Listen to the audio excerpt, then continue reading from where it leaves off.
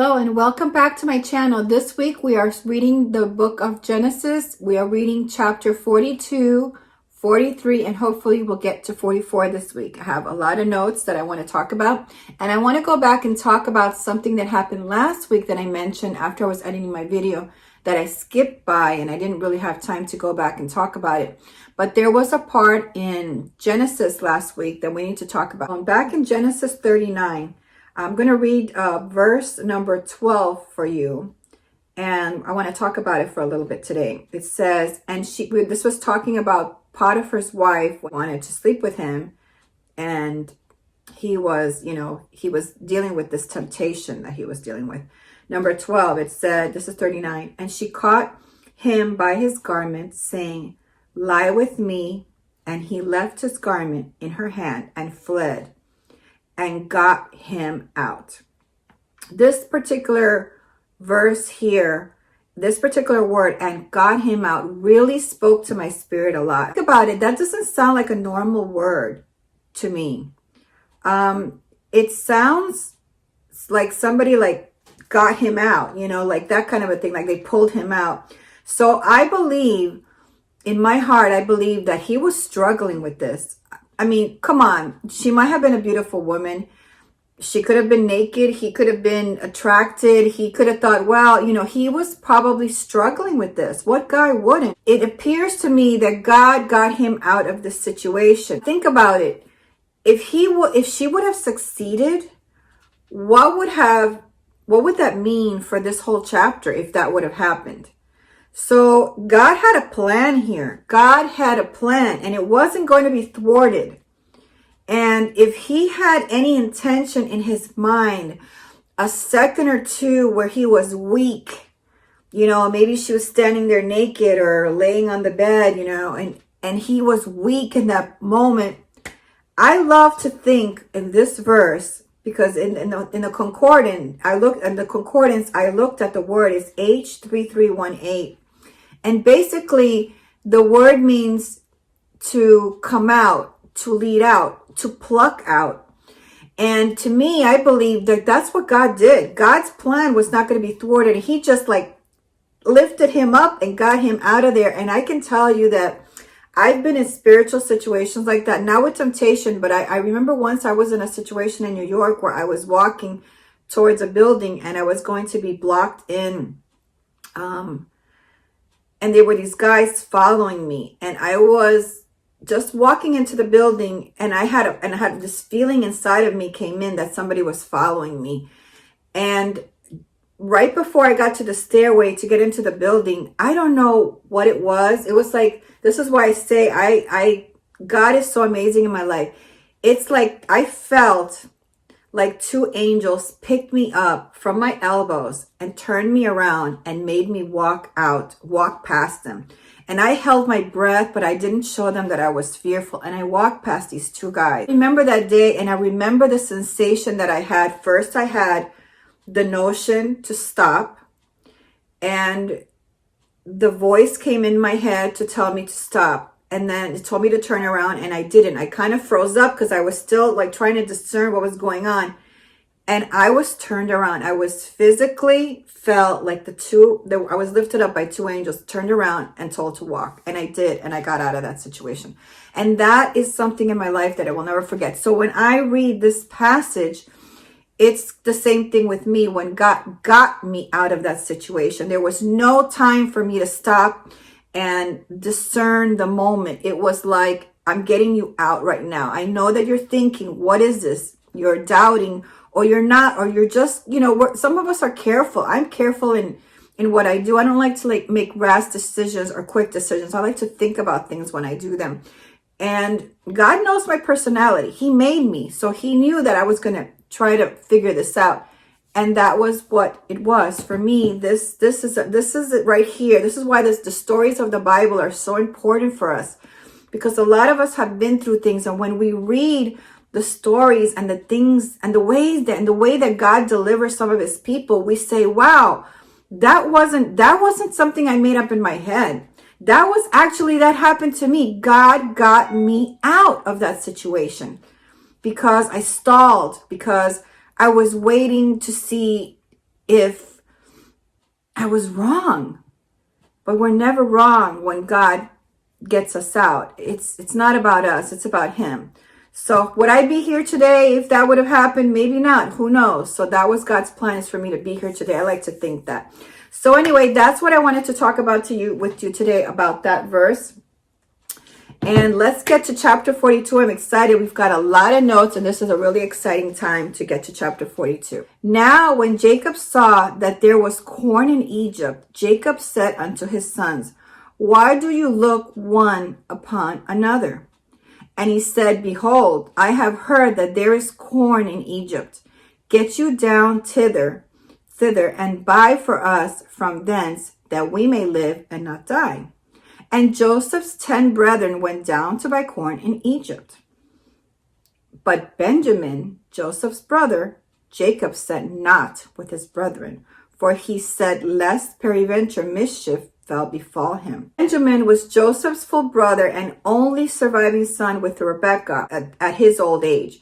So he really loved his son a lot.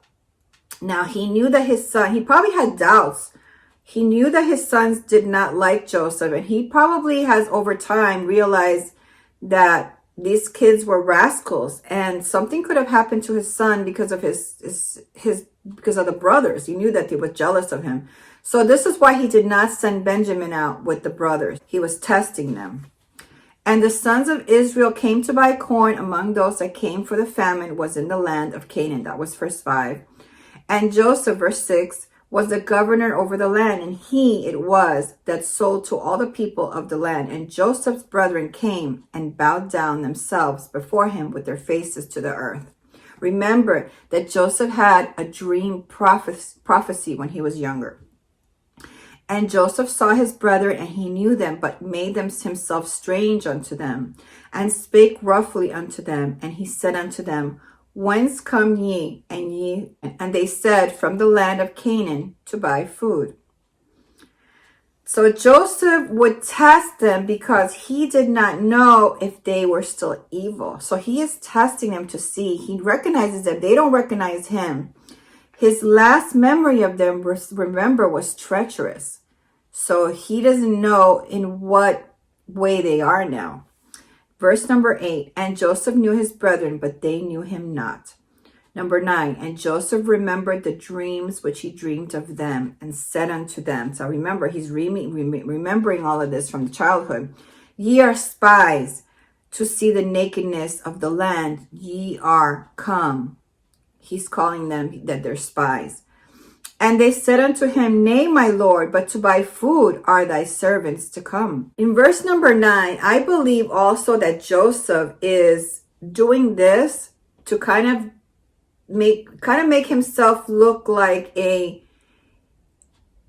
disguised, more like a heathen type of Egyptian. Remember, Joseph would have been dressed as a prince. He would have been in royal garb, and he would have had a shaved head, and he would have had eye makeup on. So they wouldn't recognize him, but he also probably wanted to look mean to them because he probably was worried that they might even come out and ask about the slave brother at some point. So he wouldn't want them to be asking around about something like that. He wanted to put fear in them. So I think that's why they felt like they couldn't ask questions of anybody also about the brother that they sold in the past. Number 11, we are all one man's sons. We are true men. Thy servants are no spies. 12, and he said unto them, nay, but to see the nakedness of the land ye are come.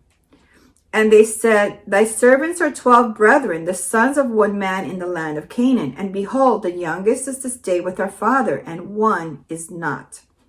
Now, listen to how stupid this is. Like, why didn't they keep the secret of the brother? These guys had really poor character. They didn't think, like, why did they even have to say that? That was not even necessary to say. But this is how much fear I think that they felt at that time. They were just like talking. That's what I think. 14, and Joseph said unto them, that this is it that I spake unto you, saying, ye are spies. Number 15, hereby ye shall be proved. By the life of Pharaoh you shall now go forth hence, except your youngest brother come hither. He's testing them again. He's testing them again because he wanted to prove that they had not been cruel to his brother. And he wanted to make sure that the brother was well off. Remember, that's his direct brother. So he loves Benjamin. Benjamin was his brother through Rebecca. And he wanted to make sure that his brother was okay. And the same thing didn't happen to his brother. Because he could have thought that all these years. Number 16, send one of you and let him fetch your brother, and ye shall be kept in prison, that your words may be proved, whether there may be any truth in you, or else by the life of Pharaoh, surely you are spies. Number 17, and he put them all together into ward 3 days. So he put them into a jail cell. But a ward is more like a guardhouse. It's not really like the jail where all of like the lower life prisoners go. It's more like a holding place. Now remember, the 3 days is important here because we talked about it, how that was important in the time of Jesus Christ, that he was away for 3 days and then he resurrected, but also because he was put in the cistern by his brothers for 3 days. Remember, the cistern was a well that was empty, didn't have water in it, but he was in there for the 3 days. So they're getting what they did to him. Number 18, and Joseph said unto them the 3rd day, this do and live, for I fear God. Number 19, if ye be true men, let one of your brethren be bound in the house of your prison. Go ye carry corn for the famine of your houses. 20, but bring your youngest brother unto me, so shall your words be verified, and ye shall not die. And they did so. So he wants to know, he wants to see the brother. And he's telling them they have to go. They can have some corn, but they need to come back with the brother if they wanted more. Number 21, and they said one to another, we are verily guilty concerning our brother, in that we saw the anguish of his soul. So this is them talking to each other. They don't know that Joseph is listening. Remember, Joseph, we'll talk about that in a second. Let me continue on. And when we saw the anguish of his soul, when he besought us and we would not hear, therefore is this distress come upon us. So this is the parallel to the brother situation. This was admission of guilt. They were talking amongst each other, talking about what happened with the brother. And there was their guilt they were talking about. Now, Joseph was listening to this because here we go. Let me go to the next one. I'm jumping ahead because I'm so excited. The story is so good. 22, and Reuben answered them, saying, spake I unto you, saying, do not sin against the child, and ye would not hear. Therefore, behold, also his blood is required. This was the blood guilt for murder. So they had this blood guilt for murder. And it was like, and I told you so, is what he thought. And I'm reading from my notes. And that they were being punished by God for their guilt was still evident. This is what it looked like to them. This is why they were talking with each other about what happened with Joseph. Number 23, and they knew not that Joseph understood them. This is the part that I love. For he spake unto them by an interpreter. So not only was he disguised as a heathen Egyptian, he was talking Egyptian, and he was talking to his interpreter to talk to them, so they would never know who he was. So I thought that was ingenious too, because he really was testing his brothers. Number 24. And he turned himself about from them and wept, and returned to them again and communed with them, and took from them Simeon and bound him before their eyes. Now let's talk about this for a second here. He was sad because he heard the admission of guilt. He heard what was going on here, and it hurt him to hear their confession. But one of the reasons here that he decided to take Simeon was because, remember, Simeon and Levi, they were the two that planned that murder, the mass murder. So he knew that Simeon was hot-headed. I want to say he's kind of hot-headed, and in order for them not to plan something or do something, he had to remove Simeon from the group. So that's why he took him instead of any of the other brothers, because he was the hothead. He was the one that was I want to say the most evil, who could come up with some kind of plan to conspire. So that's why I think he put him away. Number 25. Well, that's why the reason he chose him over the others. Then Joseph commanded to fill their sacks with corn and to restore every man's money into his sack and to give him provision for the way, and thus did he unto them. 26. And they laded their asses with the corn and departed thence. 27. And as one of them opened his sack to give his ass provender in the inn, he espied his money, for behold, it was in the sack's mouth. So the money that they had paid for the food, it was put back into the sack. So when they opened this up, they were surprised to see that their money was still there. 28. And he said unto his brother, my money is restored, and lo, it is even in my sack. And their heart failed them, and they were afraid, saying one to another, what is this that God hath done to us? They realized that they were in trouble, because now it looks like they didn't pay for it, that they stole this stuff. So this is a scary moment for them. I mean, this must have shook them up. Remember, the heathen Egyptian was treating them like they were spies, and now this happens to them. This is not looking good for them. Number 29. And they were also, wait a minute, and this is the other thing I want to talk about. They were blaming God in that end of verse 28. They said, what is this that God has done to us? Number 29. And they came unto Jacob their father unto the land of Canaan, and told him all that befell unto them, saying, 30. The man who is the Lord of the land spake roughly to us, and took us for spies of the country. Boy, they really feared this guy, because they're telling him everything. 31. And we said unto him, we are true men, we are not spies. 32. We be 12 brethren, sons of our father. One is not, and the youngest is to stay with our father in the land of Canaan. And the man, the Lord of the country, said unto us, hereby shall I know that ye are true men. Leave one of your brethren here with me, and take food for the famine of your households, and be gone. And bring your youngest brother unto me. This is verse 34. Then shall I know that ye are no spies, but that ye are true men. So will I deliver you, your brother, and ye shall traffic in the land. Verse 35. And it came to pass, as they emptied their sacks, that behold, every man's bundle of money was in his sack. And when both they and their fathers saw the bundle of money, they were afraid. All of the money was in the sacks. Number 36. And Jacob their father said unto them, me have ye bereaved of my children. Joseph is not, and Simeon is not, and ye will take Benjamin away. All these things are against me. So Jacob here is not seeing, I'm reading from my notes, not seeing God working behind the scenes to do good. A lot of us, we see things through our limited lenses of experience and knowledge and to what's going on around us. And we know that because that's been happening this week, as we're dealing with a lot of stuff going behind the scenes after the election. So we, the day after, we were already, turning against God.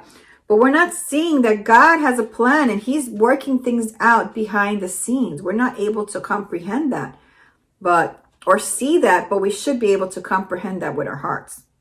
Verse 37, and Reuben spake unto his father, saying, slay my 2 sons, if I bring him not to thee. Deliver him into my hand, and I will bring him to thee again. 38. And he said, my son shall not go down with you, for his brother is dead, and he is left alone. If mischief befall him by the way in the which ye go, then it shall bring me down, my gray hairs with sorrow, to the grave. Okay, so listen to this part here. It says, if mischief befall him by the way in the which ye go. So he is actually and you would think like all these years he's probably thought these students, we already talked about, he thought they were rascals. That's why he didn't send Benjamin. But he's insinuating here that they were guilty for Joseph. That must have shocked them when he said that to them, because it probably went out and it just left it alone, But now they know that his father suspects them of what happened. Let's go to verse 43 now. And the famine was sore in the land. So let's go back and know that this happened. They didn't go back right away. They waited sometimes. We don't know how long they waited. It could have been a month, could have been 2 months. Because now at this point, when the chapter opens, it says the famine was now sore in the land. So that's gotten worse. It hasn't gotten better. I read a Bible study where it says they had to wait for the next season because the season they were in was the season of harvest and they weren't getting a harvest of anything. So this is why they ended up going back. So verse number 2, and it came to pass when they had eaten up the corn which they had brought out of Egypt, their father said unto them, go again to buy us a little food. Jacob was compelled to send them back. And Judah spake unto him, verse 3, saying, the man did solemnly protest unto us, saying, ye shall not see my face, except your brother be with you. This was Judah. Judah took I'm reading from my notes. Judah took the responsibility, not knowing what that meant for him. Accepting responsibility is difficult, but builds character, confidence, and earns respect. And number 4, if thou wilt send our brother with us, we will go down and buy thee food. But if thou wilt not send him, we will not go down. For the man said unto us, ye shall not see my face, except your brother be with you. And Israel said, now remember, he's not being called Jacob here. He is being called Israel here. So that's right here. This is where God is. Now he's like talking in the character of God. He's not being of himself. He's actually talking from who God made him to be. And Israel said, this is verse 6, wherefore dealt ye so ill with me as to tell the man whether ye had yet a brother? He is scolding them for having told them, this Egyptian prince, that they even had a brother. So this could have been something that he picked up in prophetic. Remember, he was prophetic as well. He's got vision. So this could have been a discernment that God gave him. That's why he's being called Israel at this point, because he's scolding them. He's saying, why did you even say something like that? Like, this is evil in their heart. Why would they even say something like that? Number 7, and they said, the man asked us straightly of our state and of our kindred, saying, is your father yet alive? Have ye another brother? And we told him, according to the tenor of these words, could we certainly know that he would say, bringing your brother down. So he said, well, we had to answer them. We had to tell him the truth. We didn't know he was going to make us bring our brother down. And Judah said unto Israel, his father, send the lad with me, and we will arise and go, that we may live and not die, both we and thou, and also our little ones.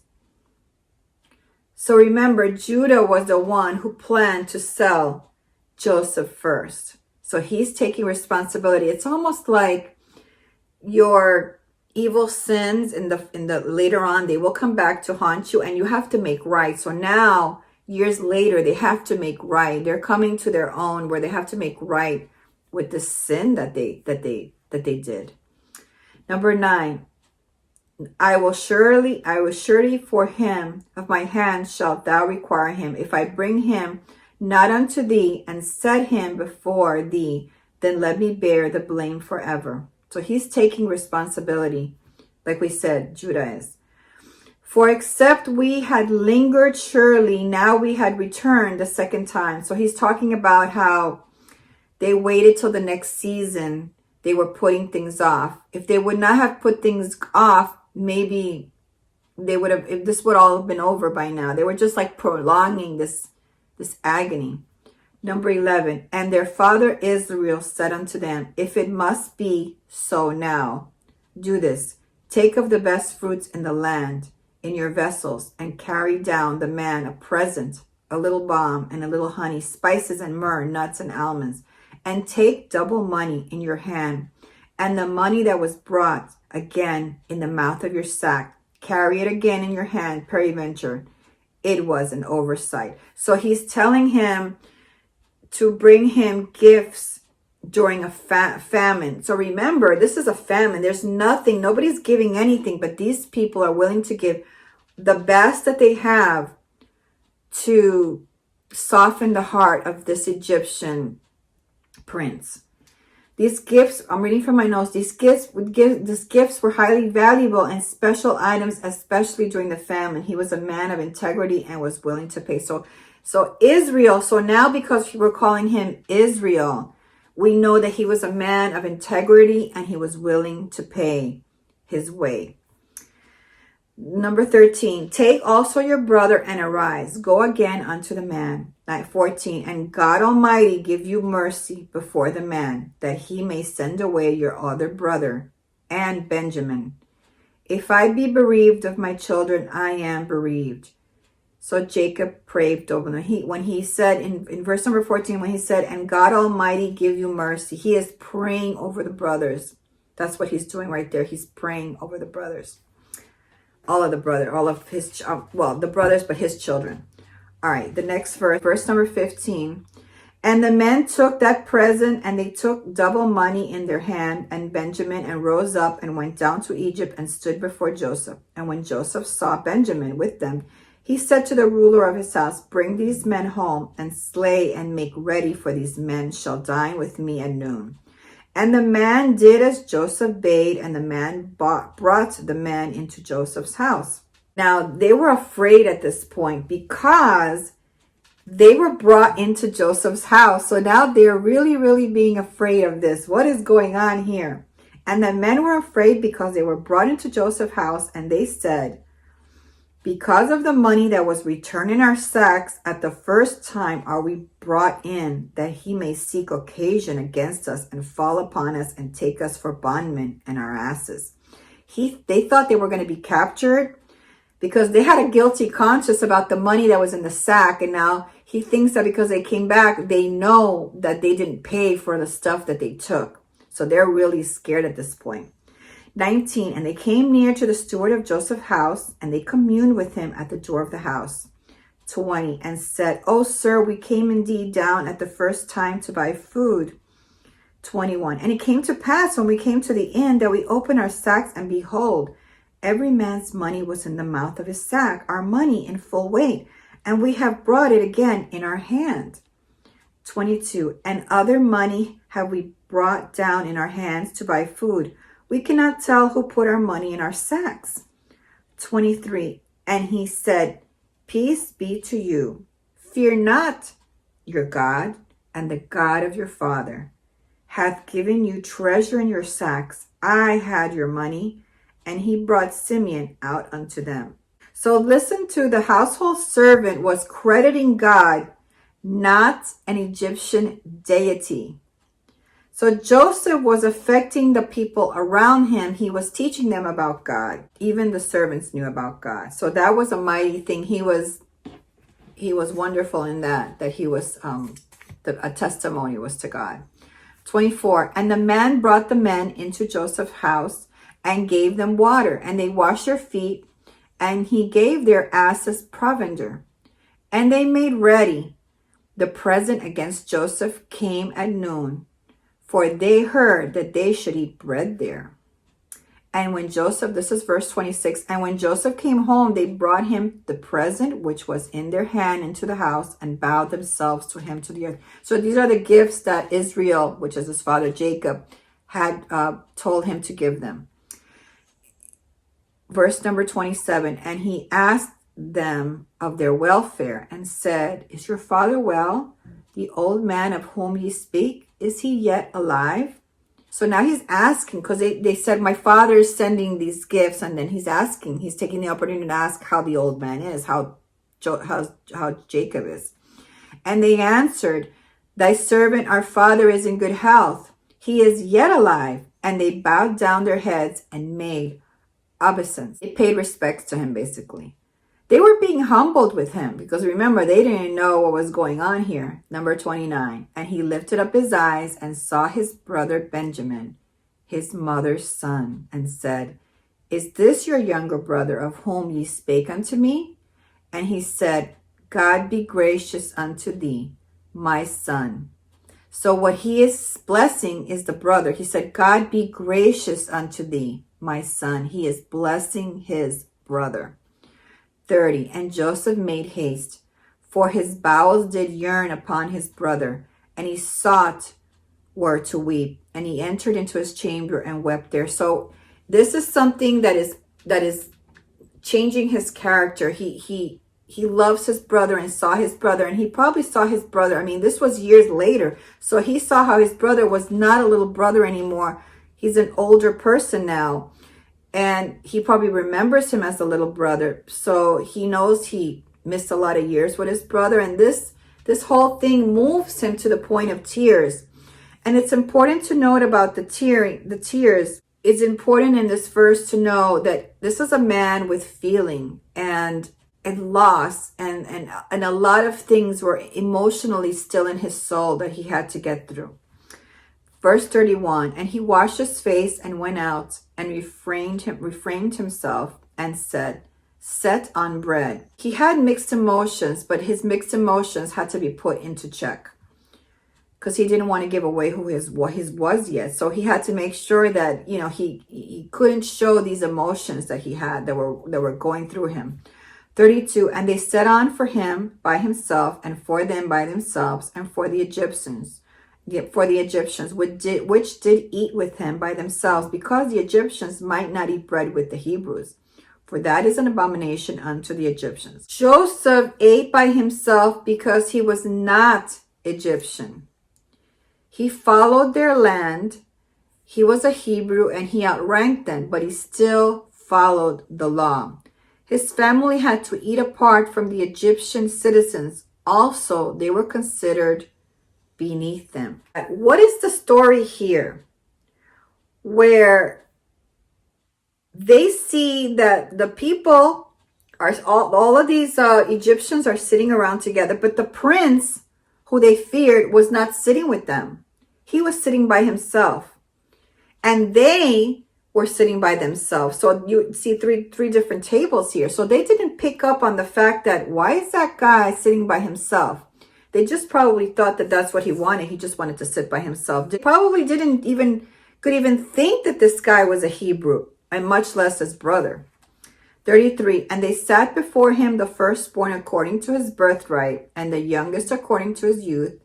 And the men marveled one at another. At this point, it was Joseph that sat the brothers according to the birth. So from the oldest to the youngest. So how would he know that if he wasn't who he is? Nobody picked up on that either. 34, and he took and sent messes unto them from before him. But Benjamin's mess was 5 times so much as any of theirs. And they drank and were merry with him. So he gave 5 times more food to his younger brother, to his real brother, than to the other brothers. All right, let's go to 44 and see if we can get this done today. And he commanded the steward of his house, saying, fill the men's sacks with food as much as they can carry, and put every man's money in his sack's mouth.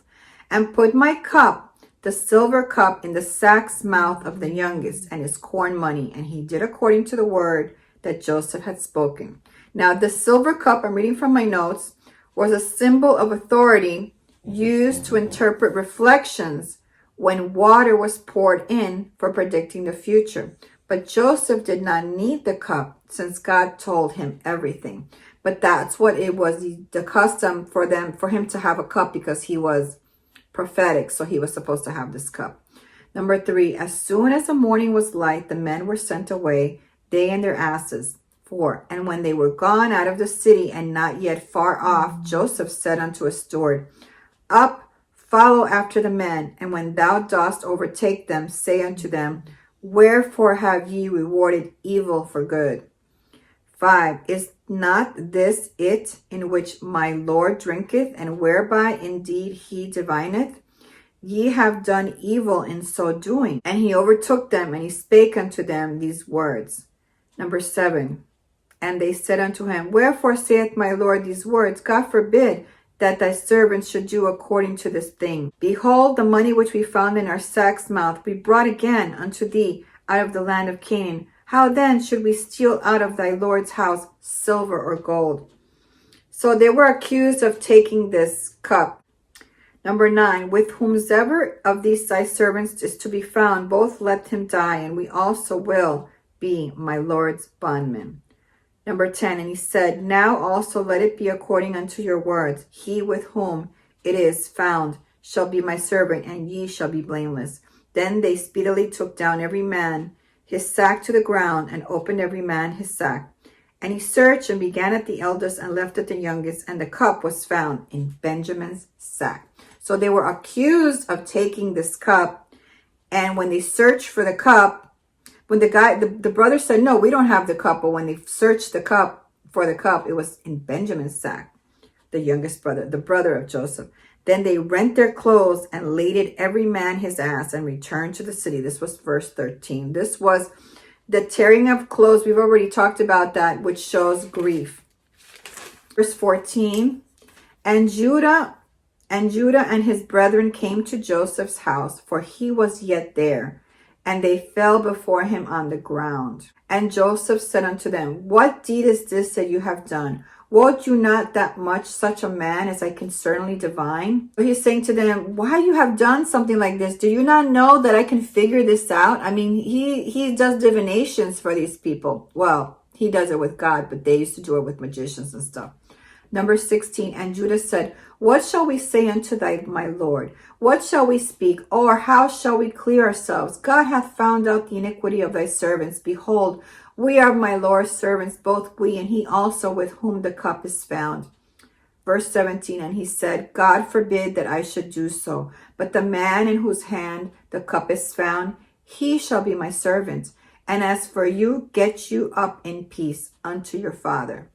Then Judah came near unto him and said, O my Lord, thy servant, I pray thee, speak a word in my Lord's ears, and let not thine anger burn against thy servant, for thou art even as Pharaoh. It was Judah who was taking the responsibility to come up and talk. 19, my Lord asked his servants, saying, have ye a father or a brother? And we said unto my Lord, we have a father and an old man and a child of this old age, a little one, and his brother is dead, and he alone is left of his mother, and his father loveth him. And thou sayest unto thy servants, bring him down unto me, that I may set mine eyes upon him. And we said unto my Lord, the lad cannot leave his father, for if he should leave his father would die. So really, Joseph here is testing his brothers, this is from my notes, to see if their attitudes had changed for the better. Verse number 23, and thou sayest unto thy servants, except your youngest brother come down with you, ye shall see my face no more. Verse 24, and it came to pass, when we came up unto thy servant my father, we told him the words of my Lord. And our father said, go again and buy us a little food. And we said, we cannot go down if our youngest brother be with us. Then will we go down, for we may not see the man's face, except our youngest brother be with us. And thy servant, this is verse 27, and thy servant my father said unto us, ye know that my wife bare me 2 sons. And the one went from me, and I said, surely he is torn into pieces, and I saw him not since. And if ye take this also from me, and mischief befall him, ye shall bring down my gray hairs with sorrow to the grave. Now therefore, when I come to thy servant my father, and the lad be not with us, seeing that his life is bound up in the lad's life. So their souls, when he's talking about when their life is bound up, he's talking about how the souls are knotted together. It shall come to pass, verse 31, when he seeth that the lad is not with us, that he will die. And thy servant shall bring down the gray hairs of thy servant our father with sorrow to the grave. For thy servant became surety for the lad unto my father, saying, if I bring him not unto thee, then I shall bear the blame for my father forever. Verse 33, now therefore I pray thee, let thy servant abide instead of the lad, a bondman to my Lord, and let the lad go up with his brethren. For how shall I go up to my father, and the lad be not with me? Lest peradventure I see the evil that shall come on my father. So Judah had convinced his brothers to sell Joseph as a slave, and now he was willing to be a slave to save his brother. This is from my notes. He was willing to die for his brother and for his father. So God can change the most selfish of personalities. and he sacrificed for another like Jesus did for us. And Judah is one of the ones, we already talked about Judah and Tamar, how he is one of the ones directly linked to the lineage of Jesus Christ. So let's talk a little bit. I'll have a little bit more notes here. Joseph must now transform so at this moment, Joseph has to transform the bitterness in his heart, push it aside, and bury the past when he hears the brothers' remorse for the betrayal. So this is something that is healing his heart right now. These tears now is what finally changes him for healing to feel the depth of his pain after seeing his little brother. These chapters here deal a lot, and we don't really hear about that a lot in the Bible, people tearing up and crying as much as you do in this chapter. But this is really important for us to understand about the tears and what the tears, it's a growth from inside. It's something that we have to release, and it was necessary for him to release this. That's why it's important that God tell us in the book how tears are important to heal, especially childhood pain. A lot of us have childhood pain that we bottle up, but it's important to get them out. And tears, having tears and crying is a wonderful thing that heals us. So as I was saying, tears help our burdens grow lighter as we release the pain from our inner souls towards wholeness and peace to heal us, which is what I just told you. So we're going to leave it at that. We're going to get to 45 next week because I'm already at 47 minutes. I thank you so much for watching this video. We're going to go into chapter 45 next week, where Joseph makes himself known to his brother. So it gets even more exciting at this point. That's Muffin, by the way, down there under the table, snoring again. And I thank you so much for watching. And if you have any prayer requests, leave it down below. I love doing these Bible studies for all of you, and I want you to understand how important it is for us to see and understand the Bible and the people of the Bible, because it helps us through our own challenges, through our own need of healing. A lot of you have undealt with healing that you need from your past, from your childhood. And I've talked to several people, and they tell me things about their childhood, and they're still revved up in emotion over it. And you should be able to tell your story about your childhood and not have emotion. When you let that go, when you truly have let that go, you won't be talking about it. You'll be talking about it as part of the past, and no longer will you be talking about it with such anger in your emotions when you talk about it. So a lot of you have to deal with this past that you have to forgive. You don't forget if people have done bad things to you. And you also have to forgive yourself if you've done bad things in the past, or were a different type of human in the past. Like a lot of these brothers had done a lot of sinful things. But remember that God is merciful, and that is why Jesus came into our lives, to help us to see and change our ways and come to him for repentance, so that we can live and fellowship with God and have peace and joy once again in our heart, and not feel the burdens anymore of the unforgiveness. And it's almost like a rock, that's attached to your leg. It's like a ball and chain, and you keep walking around with a ball and chain. You have to let it go at some point. So reading these Bible stories are a wonderful way to see how other people have dealt with them. Have a wonderful week this week. God bless all of you. And I'll see you back next week for the next chapter of Genesis. Bye-bye.